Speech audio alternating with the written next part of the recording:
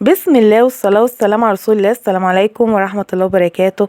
ازيكم حبايبي حبايب قناة وصفة وطبخة مع سماح. النهاردة احنا في اول عزومة في الشهر الكريم، شهر الفرحة، شهر الخير واليمن والبركات.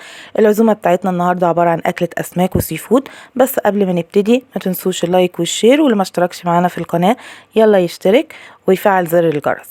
دلوقتي بقى الاكل بتاعنا النهارده كان فيه اصناف كتير جدا بطريقه جديده هتعجبكم قوي. يلا بينا نبتدي. انا هنا معايا كان معايا 2 كيلو من السمك القاروص. معانا هنا الاخطبوط. السمك القاروص كان عامل الكيلو 120، الاخطبوط كان عامل نص كيلو 125. معانا هنا الجمبري الحجم دوت كان عامل 210 الكيلو. معانا برضو الكابوريا ديت الناتشي كانت عاملة 120 الكيلو. هنا البطارخ الكيلو بتاعها كان عامل 440. معانا هنا برضو البولتي وصل ل80 و90. ودوت السمك الفيليه الكيلو بتاعه كان عامل في حدود 140. نيجي اول حاجه للاخطبوط. الاخطبوط هنا هو جاي متنضف، الحبر بتاعه متشال، لكن لو مش متشال انا بشيل الحبر من الجزء ده، والحته ديت بتبقى فيها جزء اسمر كده برضو بيتشال علشان اقدر ان انا اشيل الجزء الخارجي من الاخطبوط وانضفه واسلخه. بحطه ربع ساعه في ميه مغليه وبعد كده بطلعه. لو ربع ساعه ما كانش غلي يعني غلي معايا قوي بحط ربع ساعة كمان. المهم ان القشرة تبقى بتتشال معايا بمنتهى السهولة. هنطلعه بقى بعد ما يغلي، نخليه مع بعض وهنشوف هنعمل فيه ايه. الخلطة بتاعتنا بتاعت السمك بقى ديت اللي حطيتها على الاسماك وعلى الجمبري على كل حاجة: توم وهريسة شطة وفلفل، وبنحط التوابل بتاعتنا اللي هي الكزبرة، بابريكا، كمون، ملح، وبنقلب مع بعض كله. بنظبط الملح بتاعنا وفلفل، وبنحط بقى على الاسماك وعلى الجمبري وعلى كله. هنا الاخطبوط بتاعنا بعد ما طلع هو زي ما انتوا شايفين، ويعني وهو سخن كده ممكن ان انا اعمله على الحوض ثانية بس ان هو ما يبردش معايا عشان يطلع زي ما انتوا شايفين بمنتهى السهولة. بفركه كده بسكينة بمعلقة بيطلع معايا. وبعد كده هنسويه تاني، هيقعد في السوا من ساعة ساعة ونص حسب الاخطبوط بتاعي. هو دوت بتاعي ما كانش كبير، كان عامل نص كيلو. هنا بقى الاسماك طبعا احنا هنعملها كلها طواجن، مش هنقلي ولا الكلام ده. طبعا احنا متبلين السمك بالتتبيله اللي احنا كنا عاملينها في الاول، والجمبري وكل حاجه متبله معانا. احنا قطعنا البصل، الفلفل الالوان، حطينا بقى البهارات بتاعتنا: كزبره وكمون وبابريكا وجنزبيل وفلفل اسود، وقلبناهم مع بعض وظبطنا الملح.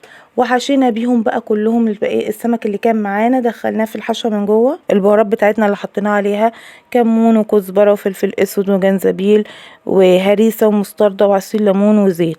قلبناهم كلهم بقى وحطيناهم في السمك، حشينا بيهم السمك وعليهم ربع كوبايه زيت، وهندخلهم الفرن. نيجي بعد كده احنا هنعمل هنا مع بعض طاجن البطارخ. انا قطعت البصل جوليان وبعد كده نزلت عليه بالتوابل. بعد ما اديته تتبيله نزلت عليه بالتوابل: جنزبيل وملح وبابريكا وكمون وفلفل اسود وكزبره ناشفه، وبنقلبهم كويس. طبعا التوابل ديت لما بتنزل على البصل بتدي ريحه ونكهه وطعم حلو. الفلفل الالوان دوت احنا كنا مخزنينه مع بعض في الصيف، من الصيف اللي فات، زي ما انتوا شايفينه محتفظ بلونه وبطعمه بجد وما اتغيرش نهائي، روعة. بعد كده بعد ما بنقلبه كله بيدبل البصل مع الفلفل، بننزل بالجمبري بتاعنا. عندنا صبيط، عندنا كاليماري، بننزل بيهم وبنقلبهم كويس بياخدوا تقليبة. وبعد كده البطاطس احنا مقطعينها شرايح بننزل بيها ونقلبها برضو كويس. وبعد كده بننزل بقى عندنا معجون طماطم وصلصة طماطم، بننزل بيهم وبنزود بقى من الشوربة. طبعا احنا كنا في الاول واخدين القشر بتاع الجمبري عملنا بيه شوربة جمبري، فبناخد من الشوربة دي بقى بنسقي بيها الطاجن بتاعنا دوت، وبنسيبه ان هو يتسبك وياخد مع بعضه شوية. وبعد كده بننزل عليه بقى بالبطارخ، بنحطها على الوش بس بعد ما ياخد معانا غلوتين كده والبطاطس تتسبك كلها مع بعض. بننزل بقى بالبطارخ على الوش. طبعا البطارخ اول ما بتنزل على طول بنلاقيها مسكت نفسها كده اهوت وابتدت ان هي تخش في السوا.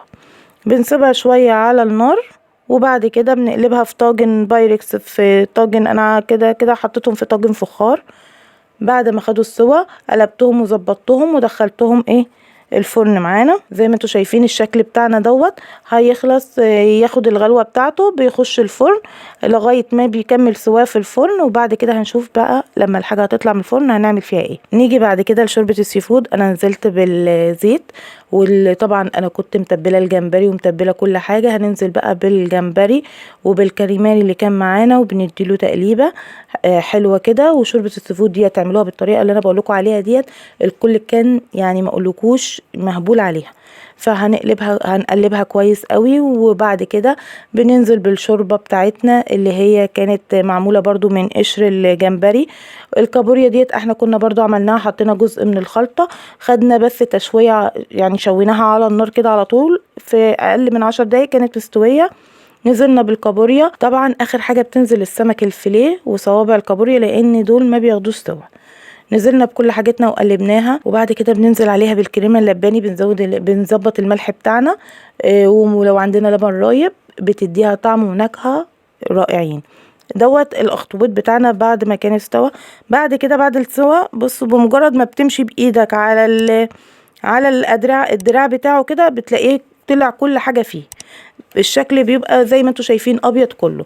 هنعمل دلوقتي بقى الاخطبوط. انا هنا برضو نزلت بالبصل، وبعد ما دبل نزلت بالثوم. وبعد كده حابين ان انتوا تحطوا فلفل الوان، حابين لو مش حابين ممكن ان احنا نعمله بس بكده بالتوابل بتاعتنا. التوابل زي ما حطينا وكل حاجه، جنزبيل وبابريكا وكمون وكزبره وتوابل السمك، وبقلبهم كويس قوي. وبعد ما بلاقيهم ان هم يعني خدوا دبلوا كده دخلوا في التسويه، قلنا الفلفل الالوان دوت حاجه اضافيه، اللي مش حابب يحطها ما يحطهاش. انا كل حاجه انا عاملاها المره دي في الاكل حاطه فيها كرفس. زي ما انتوا شايفين الكرفس بيدي نكهه جميله جدا في السمك. وبعد كده نزلت بقى بالصوابع بتاعه الاخطبوط، الدراعات كلها قطعناها زي ما انتوا شايفين كده، وبنقلبها بقى بنديها تشويحه. هي تعتبر كانت مستويه معانا، بنقعد نقلب فيها وبنظبط ملحها. واللي بيديله نكهه روعه برضو التوميتو تشيلي صوص، نزلنا منها بمعلقه وقلبنا بقى كله وسيبناه شويه على النار. طاجن البطارخ كان طلع، رشينا على الوش بس جبنه موتزاريلا. هندخله تحت الشوايه يتشمع وياخد طبقه من الوش بعد ما حطينا عليه الجبنه. ودوت الطاجن بتاع السمك طلعناه، ادينا له رشه، كنا حاطين معجون طماطم وعليه زيت وليمون وفلفل وظبطنا ملحه، وبالفرشه دهنا وشه كله ودخلناه برضو تشمع في الفرن. هنا انا كان معايا كابوتشا، عملنا منها سلطه الكولسلو. لو كان عندنا الكرومب يبقى احسن طبعا، بس انا ما كانش متواجد عندي. قطعت الخس وقطعت الجزر، وطبعا ما بنكترش الجزر. علبه الزبادي حطيت عليها معلقه مايونيز، معلقه عسل، معلقه سكر، وقلبتهم كويس. وبعد كده نزلنا عليها، طبعا ما بنكترش في الكميه لان الخس بينزل برضو ميته. وزي ما قلنا هي السلطه بتتعمل بالكرومب، لو موجود بتبقى افضل، وبتتحط في الفريزر او في التلاجة مده ما تقلش عن 4 ساعات. وبعد كده بتطلع بتتقدم بارده. دي شكل الطواجن بعد ما طلعت. شايفين طاجن السمك مستوي وجميل، مع اني ما حطيتش عليه الا ربع كوبايه زيت مش اكتر. دوت برضو معانا السي فود طعمه روعه، جربوه بالطريقه ديت صدقوني كانوش مصدقين ان الاكل دوت معمول في البيت. عملنا طبعا جنبه رز، وعملنا الكابوريا، وحطينا الاكل بالشكل اللي انتوا شايفينه دوت. رصنا الاكل بقى مع السلطات، كان طعمه روعه.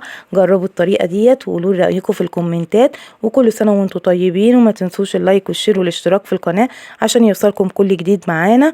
وزي ما انتوا شايفين جربوا طاجن البطارخ دوت صدقوني بالجبنه، وهو بقى ما طلعناه كان بيمط كده، كان روعه روعه روعه. وكل سنه وانتوا طيبين، وأعاده الله علينا وعليكم بالخير واليمن والبركات.